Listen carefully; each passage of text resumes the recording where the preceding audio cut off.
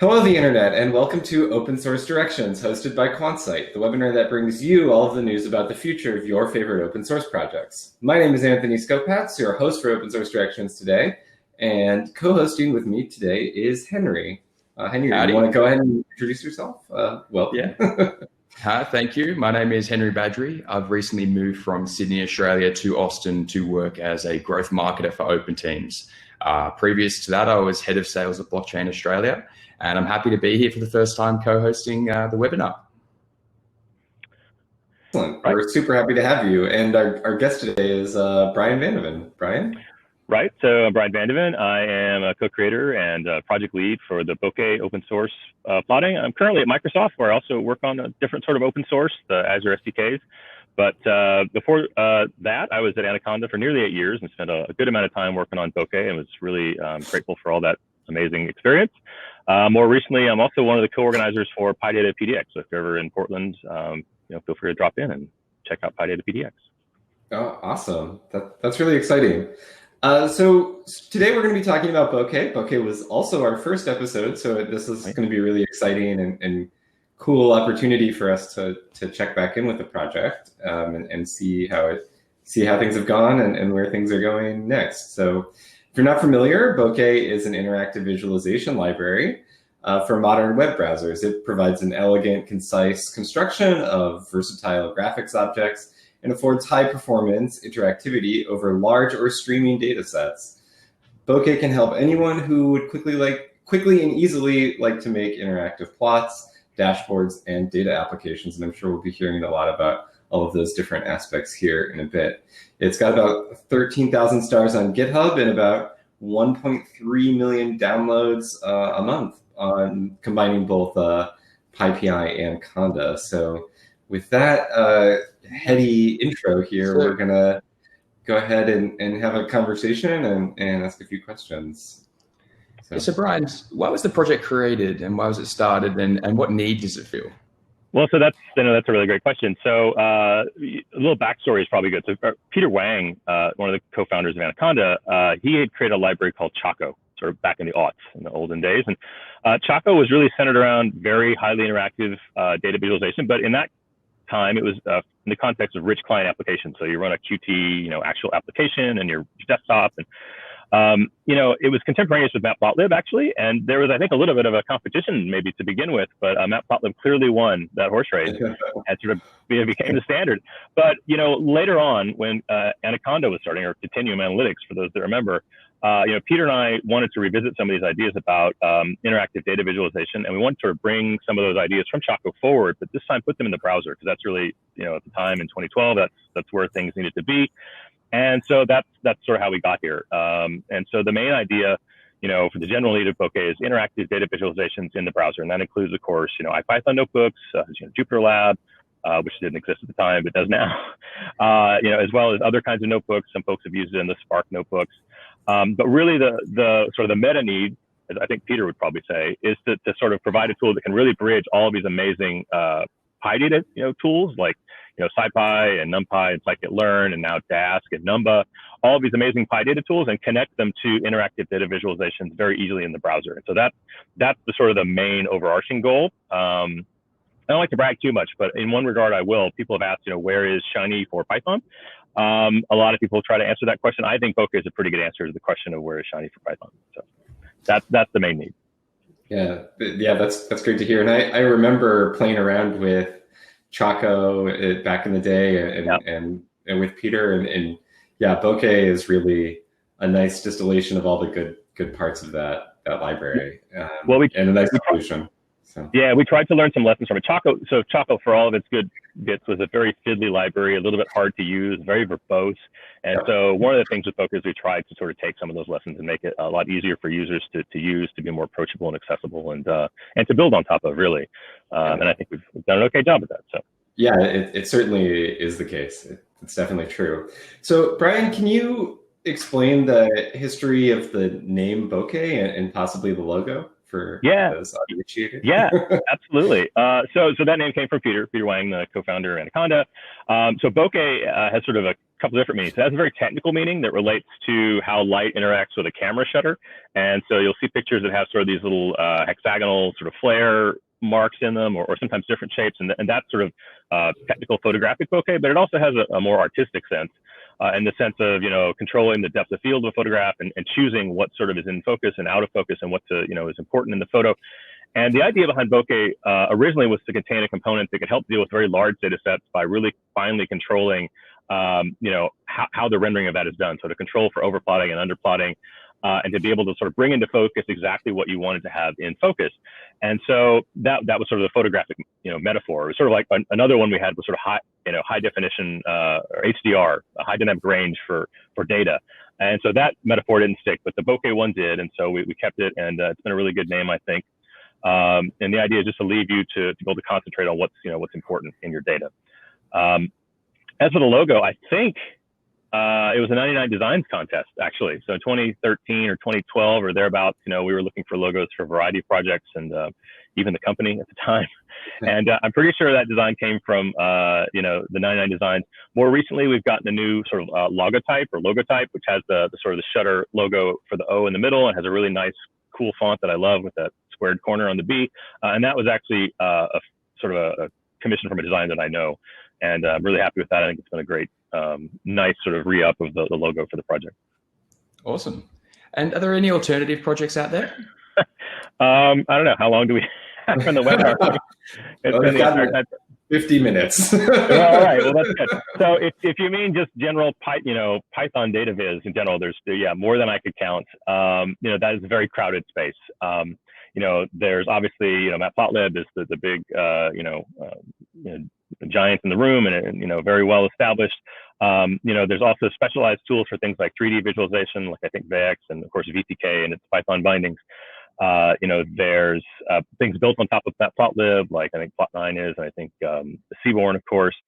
But then if you're talking about sort of interactive data visualization in the browser, there's also a couple of options there. So there's Bokeh, and then, Plotly is sort of, I think, the most direct comparison there as well. And both of those tools have further tools built on top of them. So, Plotly has the Dash tool for sort of high-level dashboarding. On top of Bokeh, there's Hollow Views, which can use Bokeh and integrate with it really well. There's also, I think, Pandas Bokeh has come out, and then Spotify created a very sort of opinionated high-level charting tool called Chartify. And that's not even half of them. Actually, I forgot Altair. So Jake Vanderplas created the Altair program, which is built on the Vega libraries, or Vega Lite. Really great for sort of exploratory data analysis, especially in notebooks. And then there's others. I'm still forgetting probably 20 more. There's just a huge number. But for interactive data viz, in browsers specifically, I think Altair and Bokeh and Plotly are probably the foundational sort of three big tools there. Okay. Yeah, Matplotlib you can also do interactive in the browser, which they always sure. Yeah, you're right about the foundational. Most people don't think to use it like that. So who started the Bokeh project? Is it Peter or you or both of you together? Or Peter and I started having discussions around Bokeh and what to do in this project. I think it was the summer or fall of 2011. So it's before Continuum actually began. And, we knew what we wanted to do. I got a little bit diverted in the early days of Continuum. I was actually working on Conda for a little while there. And there were some folks experimenting with some ideas around Bokeh. But I had worked on a lot of sort of viz and data visualization tools and things. I'm a tinker. I like to build tools. And so I wanted to get back to that. So I moved away from Conda, of course, and Elon took over at that time. And so I got back into sort of developing these visualization ideas. And that's really where Bokeh got started in earnest. And that was sort of around mid-2012, I think. Okay. Awesome. And who maintains this project? That's a really good question. There's a great, amazing rotating cast of folks that have sort of come in and out and come back sometimes. So, I mean, the main maintainers, right now, through the core team, is comprised of myself. There's Mateusz Paprocki, Carolyn Halsey, who's recently joined our core team, and she's really helping out with a lot of, sort of the outreach side of things, which is fantastic. There's Philip Rudiger from the Holidays team is on the core team, and he's quite a few technical PRs. And also Sarah Bird and Luke Canavan. They're not quite so heavily involved, but they're more sort of advisory role right now. But there's a lot of different engagement levels. So, there's folks that make one PR and sort of, that's what they wanted to do, and they're done. And then there's folks that come in and make a few PRs, and maybe they go away for a while and come back and make really fantastic contributions later. And just, people's ability to commit really depends on a lot of factors. And so, there's a different level there of engagement. But, right now, Mateus does a lot of the heavy lifting, especially on the JavaScript side. And, I'm doing a lot of the work around the infrastructure on the project, because there is actually kind of a lot of it these days, and then more on the Python and the server side. And then we have, again, whoever comes and wants to help contribute. We do have a Zulip chat instance we've just set up that people can come talk with us about developing Bokeh. Very nice. Very cool. And so speaking of those users, where are your current users and contributors coming from? Sort of what communities are those people are inspired to come and use or contribute back to Bokeh? Yeah, that's all over. I mean, I've seen, anyone generally speaking in the PyData space is, I think, a good assumption. But, there's a lot of folks, using Bokeh to create, I've seen people doing sports analysis. I've seen people doing, drug discovery. I've seen people doing, market analysis and time series plotting. Anyone who has this kind of need for interactive data visualization is very, Bokeh is a very attractive target for them to use.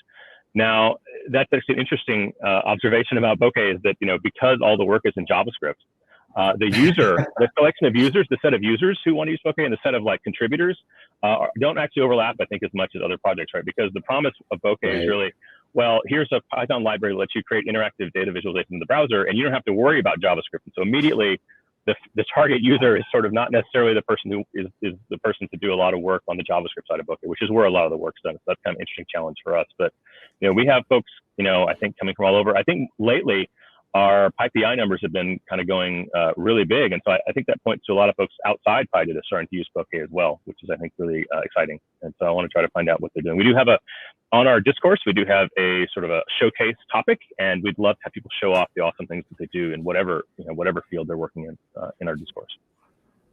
Great. I think, a good follow-up question to the community question is, are you participating in any diversity and inclusion efforts with Bokeh? Yeah, so recently I made the same offer that Mark Garcia from Pandas, I think at Data Python East on Twitter made, which is that if you're a non-male, a person of color outside the US or Europe, and you would like to become involved in becoming a regular contributor to Bokeh, I'm very happy to find time to help mentor you and to help you become familiar with whatever aspects of the projects you'd like to participate and help with.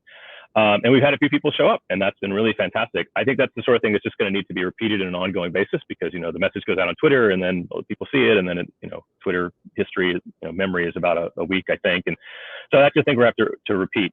Beyond that, I'm not aware of any sort of specific efforts. I think this is just, again, an ongoing topic, and we'll always have room to grow, for sure. Okay, great. Those are all really great things for you to be participating in. There's always more room to grow, as you say. So at this point, we're going to go ahead and jump into the fun part, which is the demo. Okay. And Bokeh is built for demos, so let's see some fun stuff here. Well, let me try to enable screen sharing. Well, so you gave me the wrong introduction. So I'm going to demo what I think is actually, a lot of the resources, that the Bokeh has. Let me go ahead and get this browser tab open. Let's see if that works. Is that good? And I will show off a few cool things, though, as we go. I think. This is. Look at how pretty this is. There we go. Okay, so I think we got that screen share going. So first, I truly wanted to go kind of an overview of all the resources, because there have been some changes and new additions to our sort of collection of properties, and I wanted to sort of show what's available for people to sort of use, and then also show off a few cool things as well. So first off, is we do have a new front page. So if you need to sort of explain Bokeh at a very high level to people, or want to let them know what it's all about, if you need to show it to someone up your command chain at work and is curious about all these tools, this is a great high-level resource to really let people know what is Bokeh all about. Sort of has back to the glance. We have a bunch of different scenarios that are sort of, what is Bokeh good for? Where is it useful? As well as some showcases here as well. So that's a nice side as well. I also wanted to highlight, well, that's our roadmap. We'll come back to that. I wanted to highlight our new doc site. So very thankful to George Van Bosch. He created a new Sphinx theme that I think a few projects are trying to use, and we adapted it for Bokeh. It's a huge improvement over sort of the old doc site. One thing also especially important to note is that we were able to restore finally the search to the doc. So if you want to go and search for column data source, you can search for that in here, and you can actually get responses. So we didn't have search on our site for a long time, which is kind of a big deficiency, but now we have that back, and so that's really good. So awesome. I just want to make sure people know about that, because it's certainly something people complained about for a while, and rightly so. But this is a good feature for them now. So we'd love to have that. One of the big features of our doc site is also gallery. I'm a big believer in that sort of, well, people approach things differently. For me, I'm a very visual person, so I love having basically a visual index. And so I can go here and I can look and I can try to find something that's, kind of like what I need. And then I can sort of click on it and see, well, how do I actually make that happen? So I just need a scatter plot. So I can click on here and I can see what does it take to create this iris scatter plot using Bokeh code. Now, you might notice that this is, to me, a little short. I think we could actually add a lot of examples to this gallery. And that's an area where I'd love to get help as well.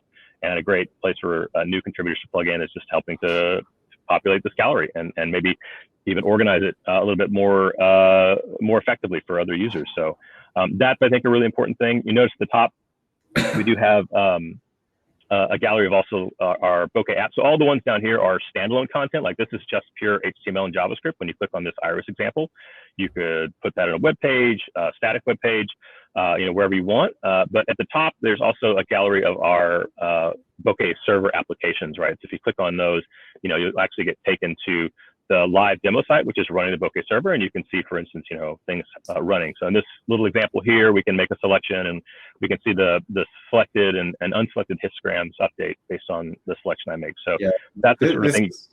This is super impressive, as always. Just needed to yeah, no, this was a nice example, I think, for a long time ago. We wanted to make this, and we're happy when we were able to make it. But this is exactly the kind of thing we want to do. So, right, this connects, NumPy and SciPy directly to this visualization. And the Bokeh server is sort of the bridge that lets that connection happen really easily.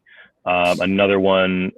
So can I ask a question about the JavaScript embedded stuff?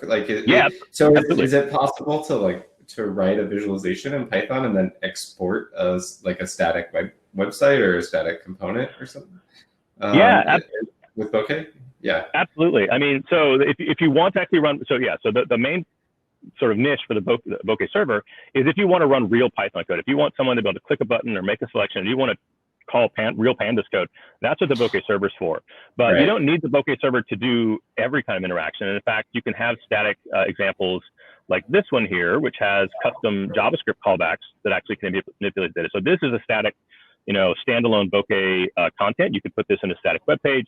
There's a variety of different ways to export it. We have APIs for generating script tags that you can just drop in your template. We also have export to a JSON declarative format, and then you can just sort of rehydrate that with a JavaScript call. People want to use things in various different ways. So that's an example. But this is your static HTML and JavaScript, and so there's no Bokeh server in this case. And there's a little bit of JavaScript right here that basically looks at the values of the sliders and then computes some new data, and then it changes that data, and that's what causes the plots to update. So you can have a lot of kinds of interactions without the Bokeh server. Another example would be, we have like a nice hover tooltip, so you can have tooltips and that sort of thing, and those work fine on static standalone content. That's really all cool. Those things. Yeah, our range slider here, we can use this to drag a range slider around. All these kind of interactive tools work really well, with or without the server. Or things like the scroll tool and the selection tool and the pan tool and the zoom tool. All those things work in any kind of content, and it's easy to embed Bokeh content in static pages. That's awesome. It's really cool. So that's some examples there. I think let me actually see. I'm tempted to try to run a more interesting example here that I don't have up on the demo site. Give me maybe half a second, and maybe I will, and we'll see if it runs or not. I can kind of activate my because I just realized there's actually I kind of activate my old environment here, and then if I want to run Bokeh serve show, we had a nice example here that sort of showed, I think it brought together a lot of things.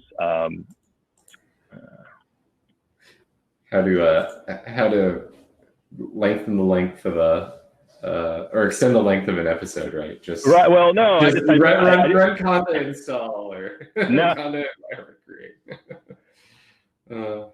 I don't have. Oh, actually, I was going to show the faces demo, and I just realized the camera's in use, and so I actually can't use the camera. Yeah, we seem to have lost your feed. Okay. Oh, yeah, maybe. Oh, you're back. Coming back there. Oh wow, that was a scary. Okay, that was a scary moment. Sorry about that. I was thinking, I'll show that we have it. So if you go to the repo, there's an example called Faces. It uses OpenCV. It basically does face detection on the camera right in front of you, and so it can show you how many faces. Or I show it off at conferences a lot. It's really nice, and it, very silly. It didn't occur to me that we're using the camera. That won't work well. So anyway, that's in the repo, and actually maybe that's a good point to show off the repo. If you go to github.com and you go to Bokeh, I think this is something we don't publicize enough. So actually, I'm glad to show this off. We have an examples directory right here. And so there are lots of examples of applications, and you can see we have a bunch of different Bokeh server applications you can run yourself locally. We have a ton of examples for the plotting API. So Bokeh.plotting, I think, is the main entry point for most users. And so we have just a gazillion examples here that people can run and look at. And a lot of those are in the gallery, but not all of them. And so this is a really great place. There's also a nice how-to directory that has examples for how to use notebook comms or all kinds of different updating. So that's also something I think we're showing off as well in terms of resources.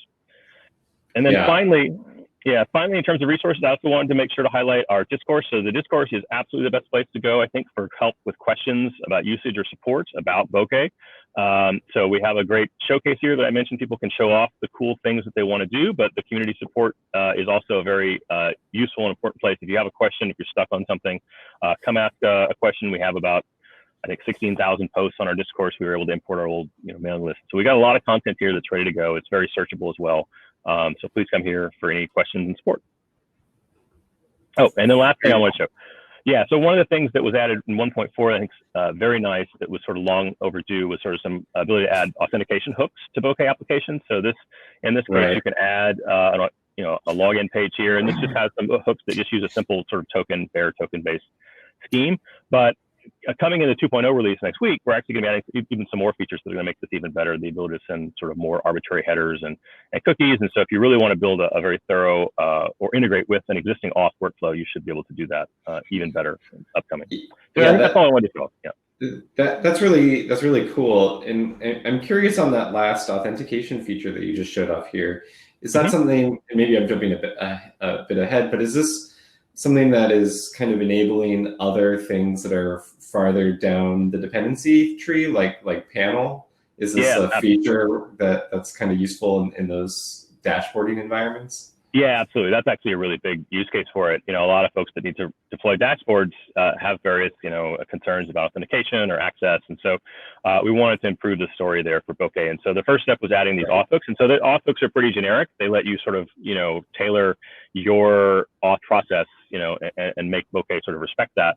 But we're adding some additional features to support that. And definitely, like Philip Rudiger, one of the Hollywood devs, has been heavily involved in some of that work. And again, that's exactly right, that it's very important for the panel, that type of work, for sure. Right. Very cool.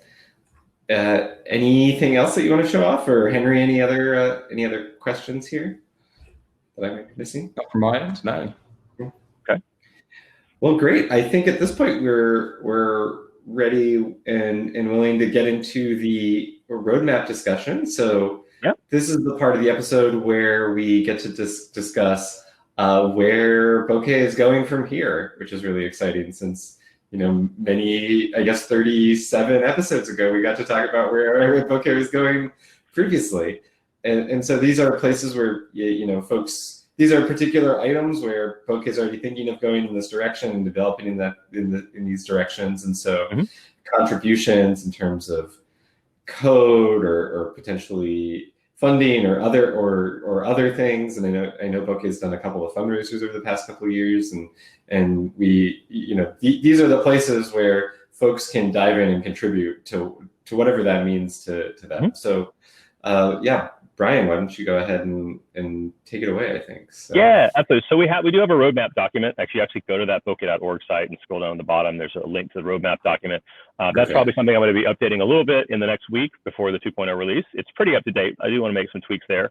Also to note, if you go to our wiki on GitHub, there's the Google Summer of Code 2020 ideas page, and there's actually a lot of overlap between those two documents. But there's a few things that are brand new on the ideas page that probably should go on our roadmap, and maybe vice versa. And so, just wanted to point those two sources out. But in terms of what's on our roadmap, sort of very high level things, we'll go over the list. So I want to say, first of all, there's a lot of technical work still doing Bokeh, for sure. There's a ton of it, but we have reached sort of, I think, a level of plateau, sort of stability and development that's different than it was 2 years ago. And so I'm very glad to be in that place. And so there's actually a lot of work besides just sort of technical programming work that also would be a great place for folks to plug in. But that said, let's go over some of the sort of the technical roadmap issues. So the first issue on the roadmap. Beautiful roadmap, by the way. Like just visually. Well, I mean, we could actually put it up on the screen, I guess. Well, here, I'll share my screen. There we go. Most roadmaps are not this, especially for our listeners. Most roadmaps are not this beautiful. Well, where this came out of. Huh? This came out of the first NumFocus Open Source Sustainability Summit. There were some really great sessions on, sort of building kind of white papers for the features you want and being able to shop those around to people and organizations and being able to, really just explain what it is that's important. And so this document really came out of that. I think Luke Kahneman and I worked on it at that summit to get this in place. And so very grateful for that opportunity to be a part of that, to make this document. So glad you like it. Yeah, that's amazing. And it's always good to have an unfocused shout out. So yeah, without further delay, let's dive into some of these items. So one of the first one at the top here is to use WebGL consistently. So Bokeh has some partial WebGL support currently. It's a bit of a pain for us to maintain two separate code paths. So the Bokeh is actually built on top of HTML canvas, right, mostly. So we draw on the HTML5 canvas, directly, and that's actually surprisingly performant. When this originally started, I kind of had the impression that it wouldn't really be sufficient, but most Canvas implementations are actually really, really good. But there are things that are still a little bit out of reach, and so WebGL is nice for those. But our WebGL support right now is pretty spotty. The original contributor who contributed that has moved on to sort of other different projects and gotten busy. And so we'd like to take another swing at sort of redoing the WebGL support, and maybe, if it's possible, to sort of have WebGL be the main way we render just all the time. There's a lot of questions there, so this is a pretty big task, but I think it's an important one to try to at least start to look at this year. The next bullet on our roadmap is to develop Bokeh JS as a first-class JavaScript library, and this is actually, I think, really critically important. I mentioned how sort of the developer base of people who really need to do a lot of JavaScript programming and the user base of mostly Python users doesn't always overlap as much as we'd like in terms of trying to onboard new contributors. So one of the things that we think is important for that is to take Bokeh JS, which is the JavaScript component of Bokeh, and really start promoting it, clean it up and make it usable by JavaScript developers directly. And then hopefully we can get JavaScript developers, interested in becoming involved in developing Bokeh JS. And this has, I think, already happened a bit. I mean, there has been an uptick of people interested in using Bokeh JS directly. We've put some work into the 2.0 release to make that a little bit easier. There's still a lot of work to do here to sort of make Bokeh JS a normal JavaScript library. So I mean, it was written by a bunch of Python sort of developers, and we actually originally started it in CoffeeScript, if you remember CoffeeScript. And so it's now been ported to TypeScript, which was a huge win for the project. That was a huge win, and so it's gone a long way, and a lot of that is thanks to Mateus's really great efforts. But to make it even more appealing to JavaScript developers is a big task that we need to look at, and that's, especially for me in 2020, a big priority for me. Yeah, I remember this being an item on the roadmap that we talked about a couple of years, like a year and a half ago, 2 years ago, and I'm glad that at least the port to TypeScript is now done, and it seems like you've made a lot of progress, but of course there's always progress there. So porting to TypeScript, we actually caught a lot of bugs in the process, and certainly since then I've been prevented from committing bugs because of it. So it's a really big win in that sense. It's just mostly about organization and structure. It'd be great to try to make a pass at slimming down Bokeh. Bokeh is a pretty heavyweight JavaScript library as JavaScript libraries go, and so there's just a lot of sort of cleanup work. And so we'd love to get feedback from JavaScript, very experienced JavaScript front end people to tell us what is the right decision to make here. In some cases, would be really great help to have. So anyway, so that's a big priority. Some other things that are important: better theming support here. There's actually someone who's recently come on board, I think, who wants to work on this. Basically, we have a very limited sort of theming system where you can theme a type, but you can't sort of theme specific objects. And also some of the theming doesn't intersect with some other parts of the library, the plotting API in a few weird places. And so a lot of improvements that can be made there. And I think this new person who's made a really cool tool, if you go to our showcase on the Discourse, there's a post from this contributor, and he made this really sort of, if you think of like old traits UI, where you sort of make a class, you can automatically see all the properties with widgets to toggle them. It's sort of an automatic viewer for any Bokeh document, and you can twiddle any property, and they want to be able to sort of apply that to a theme immediately and save a theme out. And that's amazing, and I'd love to do that. I don't have time to do that, so I'm glad someone else is really interested. Cool. Yeah, so that's hopefully something that's ongoing presently. Visual design improvements. Here it would be great if someone who has, graphic design or visual design experience wants to get involved with open source project. We've never had a designer, and I think there are places where that shows. If you'll forgive me, it definitely looks a lot better. Like if you go find old pictures of Bokeh, 0.4 or something, there's like some buttons that are about this big on the screen for the toolbar, and so we've come a long way, and it looks a lot better. We did get a little bit of help here and there, but I think it'd be great if someone who really is much better, than me or anyone else on the current core team at sort of visual design wants to come help make Bokeh just look better. Yes, most open source projects need a designer. Yeah, so that would be fantastic. And this is an area where maybe, if we are able to get support, maybe we can actually hire someone. Like maybe that's the most realistic route, but we're not quite in a position to do that yet. Smooth animations and transitions. This is something that was added to the Google Summer of Code ideas list. And so this is actually the oldest issue in the tracker, I believe. And this is basically the idea, I think in V3 or something, they're called tweens or something, where they go between one state from another. And it's basically just the idea that you say, I want something to start over here, and I want it to sort of end over here, and I want to use some sort of smooth interpolated path over time to get from state A to state B. And maybe the states are the visual locations of something. Maybe the states are some other properties of the plot. There's definitely a naive implementation here that could be done. I think that's probably not hard at all. The tricky part's going to be coming to integrating that with the Bokeh server. It's like, well, what do you do if updates happen in the middle of that transition, right? Automated transition. And so there's questions like that to answer, but I think it's accessible for a Google Summer of Code student if they can really dedicate the time to look into it and figure out those cases. Other things, simple RPC mechanisms. So basically people have asked over various times to be able to just call a Python function from JavaScript or call a JavaScript function from, Python, vice versa. Trying to be careful here. Don't want to try to reinvent Corba. That's not, that's not what I want to do. Right. But I think there's room, and it was the best description of Corba I heard was like, it's a great idea implemented 15 years too early or something. But anyway, we're not trying to re-implement that, but I think there is some headroom to do something that's sort of simple and useful that would cover a lot of ground.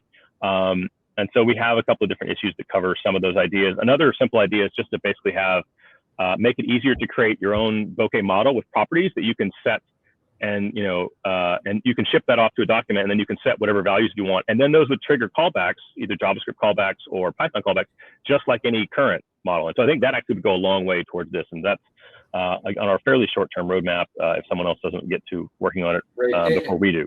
And this is a relatively new addition to the roadmap, right? Or this one, yeah, well, there's been a couple of issues simmering about this on the tracker for a long while, I think. But in terms of like, really, distilling it down to a couple of, this specific ask, I think that's a pretty new addition to the roadmap. Technical writing assistance. So, I think there's a lot of really awesome things about our docs. I'm a little biased about that probably. But I think we've done we try to be careful and do a lot of really nice things that are, attention to detail, in terms of we've created a lot of Sphinx extensions for documenting Bokeh models and being able to capture all the properties with their type information and things like that. That said, I'm sure there's improvements we can make to the organization and the information architecture of the docs. And if someone has technical writing assistance that has opinions, we'd love to get that help, because I look at the docs and now I just see the docs and they're the docs that I wrote, and I don't know what else to do with them. And so that's an area where outside I would love to take direction from anyone who has good and strong opinions about how we could better organize our docs or better present them or things like that. So that's certainly an area that would be helpful. Sure. The next bullet is at a long time ask. We've had sort of a partial support for it in the sense that you could write a custom extension to include like math text, but we'd like to do something a bit more supported and built into the library. And so that's also a Google Summer of Code proposal on the ideas list as well. The idea would be to use the MathJax library or possibly Kotek, but I think we're leaning towards MathJax because they have a lot of really great accessibility features and they're a little bit more further along developed, I think. And also I think the MathJax is a NumFocus project as well, so hopefully we have a good contact there. But we'd like, so we'd love to be able to have not just, right now you can sort of create a custom extension and plot, like a label on a text or something, on a plot or something about, an equation. But if you want to have like tick labels on an axis or an axis label or the title or things like that, that's really sort of much harder to do right now. Yeah. And so that's the gist of this, the gist of this is to sort of build this support right into Bokeh, make it very easy to have sort of math text labels really anywhere, on a label, on an annotation, on an axis, that sort of thing. Yeah, and that's such an important feature for being able to do like traditional publication quality academic kind of visualization. So yeah, and so that's good. Selection and hover. This is sort of a general. I don't know. This might not be an appropriate task for the roadmap. There's just basically a lot of there's sort of, if you add up all sort of the little issues with selection and hover, then it sort of becomes a bigger issue in itself. And so the roadmap here is just to sort of go over, how do we handle selections and hovering and what can we do to improve it? What bugs can we fix? Just sort of take that as a holistic, single task to sort of improve that. Because I think at this point, the number of issues are sort of accumulated, and any one of them is not necessarily that big in and of themselves, but taken together, they can be annoying maybe. So that's, I don't know if that's the right roadmap task. Maybe we should just sort of have a bunch of issues for that. But and the last one is actually similar to the RPC mechanism. This goes back to that thing I mentioned about having basically a data class. You want to be able to define a data class with Bokeh properties on it. And now it behaves like any other Bokeh model where if you change the value in JavaScript, you can trigger a Python callback, or if you change the value, you can trigger a JavaScript callback. And being able to just declare those without having to create your own custom extension, just to be able to declare them and have them work. And so that's sort of this idea about namespace variables, sort of this data class. And so that's definitely, I think, also a fairly high priority for us. If we go over to the ideas list, I forget what's on here. So we suggested putting in some new interactive tools and events. So there's a bunch of tools that, Peter especially has suggested over the years that we just never got around to. Things like a sort of a hourglass tool where you can zoom in on a plot at a very specific area. The ability to put plots inside tooltips. Making the axes themselves, the categorical axes clickable, so you can get events for clicking on axes. There's a lot of little things like that, and we would love to maybe do that sort of thing. Let's see.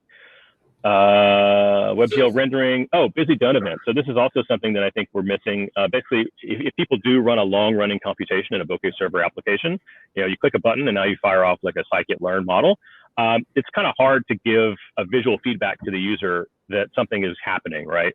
And there are ways people found to work around this. They basically have a div with a spinner in it, but we'd like to provide something better. And so that's one of the main things. And then in terms of documentation, we just feel like there's maybe a place to add a bunch of rich previews for our documents. So all of the open graphs or structured data you can add on pages. So if you put a link to Bokeh Docs, in Twitter or on a forum somewhere, you can get those nice cards. And there's a lot of sort of things we can add there. Or also Google, search results can show up better as well. And so we maybe like to spend some time on that. So anyway, that's, I think, a lot of the high level tasks. Obviously, if you go into our tracker, you can find, 400 or so issues, 450, I think. So there's plenty of work to do.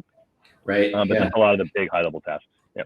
So just just a quick question on the WebGL issues. How difficult is that, or what are some of the challenges there? Is there cross-platform support on a lot of browsers, or if you were to move to a WebGL first kind of backend, like what are the difficulties and how can people help? Yeah, so a lot of that's TBD. So there's actually implicit in that is I would say a fair amount of exploration and investigation. One of the things that I think Luke Kahneman sort of uncovered was there's a library I think called Pixie JSS, which actually has a canvas-like API for 2D graphics, but it's backed by WebGL. And I'm like, well, maybe that's a fairly easy drop-in replacement, but there are definitely questions about, what does, how or in what way would that change sort of the minimum browser requirements that we have, and what would be acceptable in terms of the change there. And so there's definitely questions to answer. So there's definitely some work to do in terms of investigation and sort of upfront, experimentation. Yep. Excuse me. But that's sort of definitely the main thing is, it would be nice to get down to a single code path, because right now the WebGL was kind of bolted onto the side of our canvas rendering, and so that's part of the problem is it's hard to maintain, and so I think parts of it have actually not working as well as they used to, because they aren't as maintained as well, and so we'd like to get slim Bokeh down and get down to one code path there. So that's the goal, and there may be problems. There may actually be reasons we can't do that completely, but we'd like to go as far down that road as we can. Right, and yeah, just looking at Pixie JS's website right now, it's pretty trippy, actually. Yeah.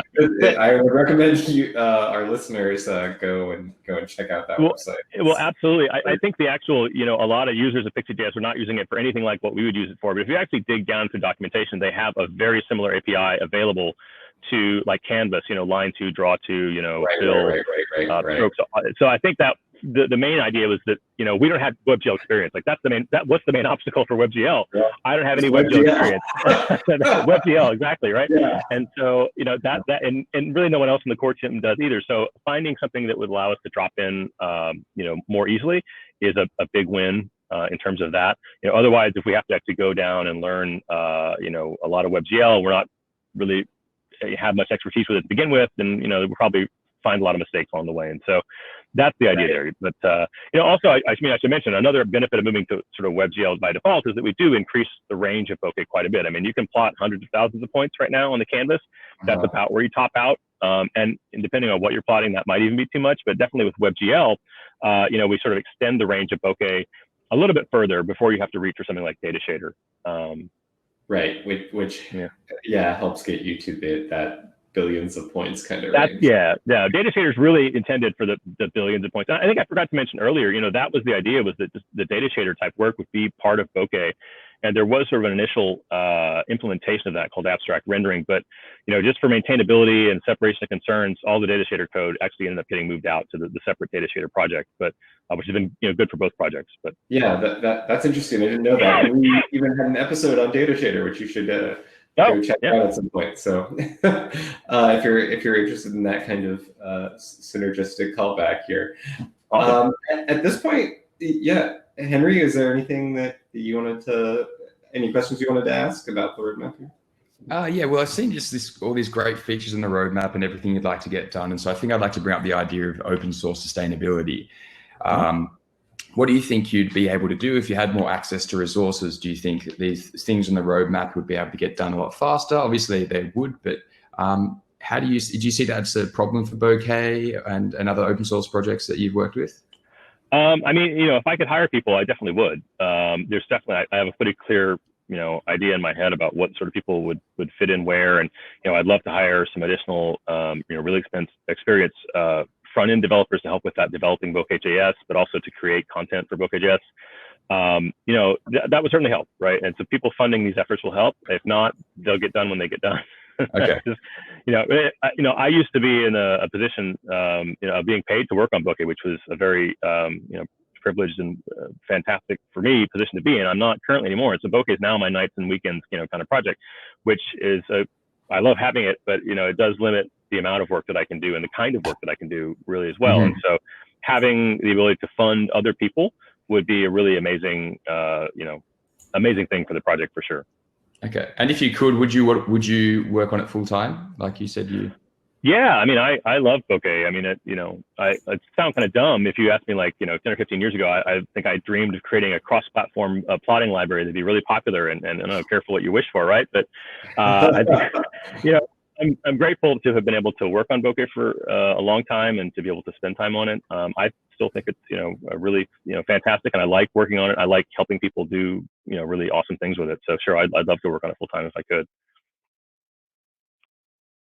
Yeah, that's great. I think just to reiterate here, these are places where, Bokeh is looking for contributors of all sorts, whether code or if you have deeper pockets, and it's really exciting to see where the project is going. And there's a lot of depth and breadth here, depending on what your interests are.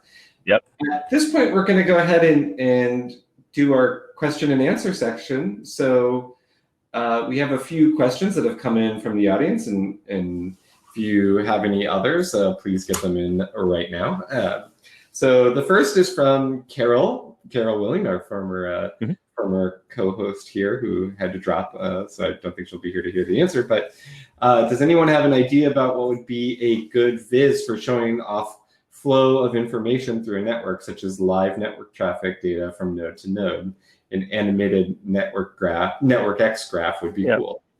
So. I think Bokeh could be used here. Really, this is going to come down to details. Bokeh has support. You can convert network X graphs. You can draw them. In some ways, I think Bokeh's network graph support is a little sort of fiddly and a little verbose, and this is maybe an area where we could do improvements.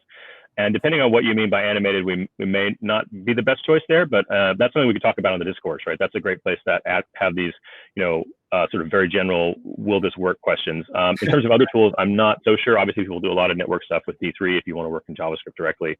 And I'm sure there's probably other Python tools as well. Yeah. Awesome. Well, yeah, the next question is from David Bokeh. So would Bokeh work with Voila? Yeah, so that's a great question. We actually didn't talk too much about what's happening in Bokeh 2.0, which, by the way, should hopefully be next week. But one of the things that went in was some work that was actually funded through Anaconda. The HoloViz folks wanted to do better integrations for Panel to integrate with IPy widgets. So basically, we want to be able to put IPy widgets inside Bokeh applications, and conversely, put Bokeh content inside like IPy widgets stuff. I'm actually not super familiar with it. I sort of was watching it from an arm's distance, but my understanding is that would enable that kind of integration with Voila, but also with Panel, and that's supposed to be really, really good. So we'll have a lot more information about that, in the upcoming release notes. And certainly, if you want to ask specifically about it, if you go to the Gitter channel for the HoloViz folks, I think it's I forget what it is, but it's PyViz or HoloViz. Yeah, I think it's at like holoviz.org.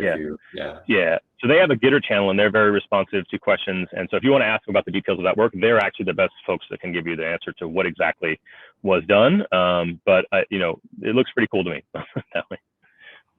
Yep. And Dan asks, how does Brian specifically work? How does your work on Azure fit in / relate to your work on Bokeh, and where do you delineate the use case bounds for Bokeh and for something like Azure Data Studio?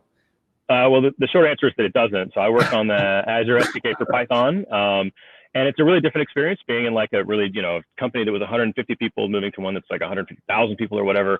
I love the wearing all hats, aspect of the small company. But, one of the nice things about the big companies is the attention to detail and being able to marshal resources to sort of really polish things. And so we're part of a team that works on that Azure SDK and making the experience consistent across different languages and across different services. And that really has nothing to do with Bokeh. And so, Microsoft's actually generally very accommodating. If I ask my boss for, a little time here and there because there's something important I want to do on Bokeh, generally it's fine. But there's no other overlap or intersection between really, Microsoft and Bokeh, except that I do know there are some Bokeh users within Microsoft.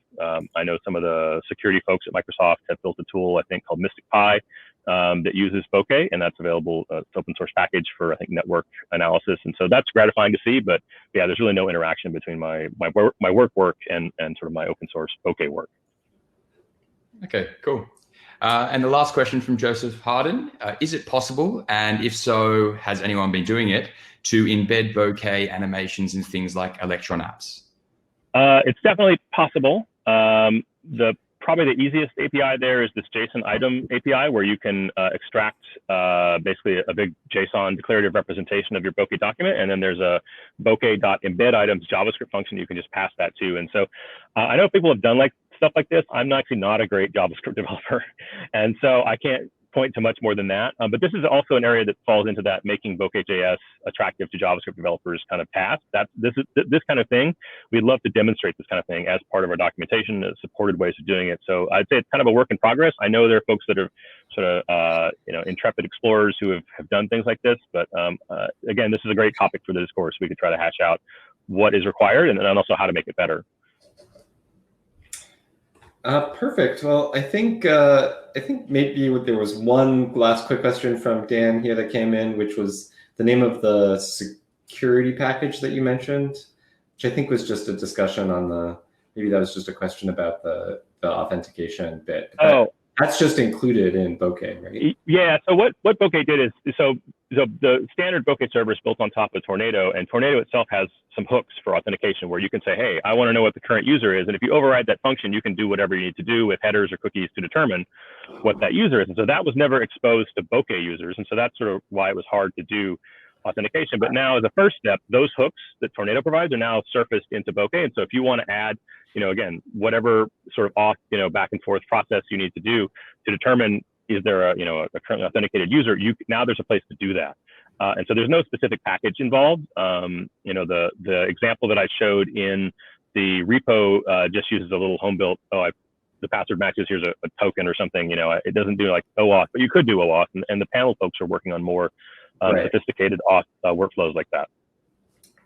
Perfect. Yeah, that's amazing. Thanks for clarifying that. And now it is time for our world famous rant and rave section, where we each get 15 seconds to rant or rave about a topic of our choice. Brian, it is your soapbox. Yeah, so I want to rave about PyCascade. So I kind of serendipitously was able to go to PyCascade, I guess it was like a week ago or thereabouts. It was here in Portland, so that made it super easy. I guess they rotate, I think, between Portland and Seattle and Vancouver, and just happened to learn that it was here in Portland, and excuse me. I went, and it was a really fantastic conference. Got to see a lot of folks I hadn't seen in a while. So Carol Willing was there, and Jeremy Tanner, and all these folks that, colleagues and folks from PyData were there.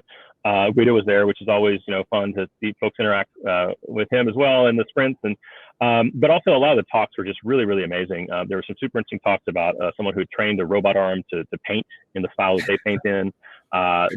Someone who was building soldering kits that make repairs for kids, and they were powering that with CircuitPython. And there was another great talk, a technical talk about coroutines. It was actually super well put together. Cool. And then just a lot of great talks. And so I had a fantastic time at PyCascade, and I was glad I was able to go there. So I'd recommend that conference to anyone. It's super inclusive, diverse, fantastic conference. Awesome. Thank you so much, Brian. Henry, it is your soapbox. And I'm up. So as a growth marketer for Open Teams, of course, I'm going to have a little call to action for everyone listening. And for those of you who don't know what Open Teams is, we are an online professional community and network that's basically connecting everyone in the open source community. So that's the open source contributors, the project leaders, companies that are using open source, and also companies that provide open source development services. So that's companies like Quansight themselves. So sign up today. We're trying to make open source sustainable. Have a look at our initiatives page and see what kind of projects we've got up there to try and get funded. And fill out your profile. Let us know what you do. Let us know what your skills are, and maybe you can get hired to work in the future. Thank you. And for my rant today, I'm just going to leave it at being sick totally sucks, because that's pretty much how I feel. And that is all the time that we have for today. Thanks for watching. Thanks for listening. You can find us on Twitter at Quansight AI. If you're interested in funding open source projects, including Bokeh, you can find all of the project roadmaps at quansight.com/projects. Brian, where can people find you and Bokeh? Yeah, if they want to talk to me or other folks about help and support, the discourse.bokeh.org is great. If you want to find us on GitHub, it's at bokeh/bokeh. Excellent. And there is no need to lobby your Pi senator, because next episode we'll clean up this town with Pi janitor. Bye, everybody.